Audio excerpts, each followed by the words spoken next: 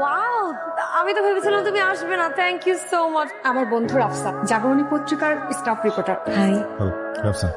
Nice Mary. Hi Samia. এই bro. Hello Fahim. Rafsan. Baby চলো সবার সাথে পরিচয় করিয়ে দিই, আসো। অ্যাটেনশন প্লিজ, আজকের পার্টিটা বেসিক্যালি হচ্ছে Anika P birthday celebration party. আজকে আমরা আনিকা পি বার্থডে সেলিব্রেশনটা এনজয় করব, অনেক চিল করব, পার্টি এনজয় করব আর প্রেম করব। Thank you. You're looking beautiful today. Fahim, বাইরে সবাই ওয়েট করছে, আমরা বাইরে যাই।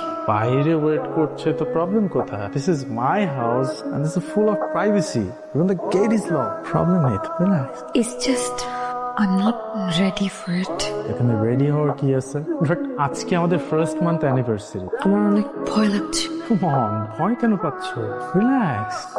Fine, please. I'm sorry. It's just I'm not ready for it. Can you please just give me 2 minutes, please?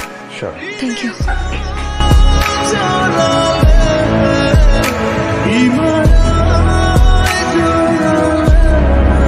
Fahim, দরজা খোলো। আনিকা, ঠিক আছো? কি প্রবলেম সামিয়া? আনিকা শরীর খারাপ লাগছে। Anika is completely fine. Anika, come here, come. What's wrong, buddy? What's wrong?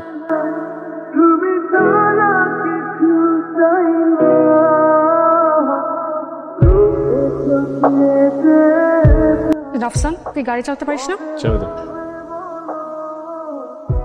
দোস্ত, sorry. Sorry বলার কি আছে? একটা মানুষ বিপদে পড়ছে, তুই হেল্প করলি, আমি হেল্প করলাম। ওকে, সমস্যা নেই। তোকে আরেকটু কষ্ট দিব। আবার কি?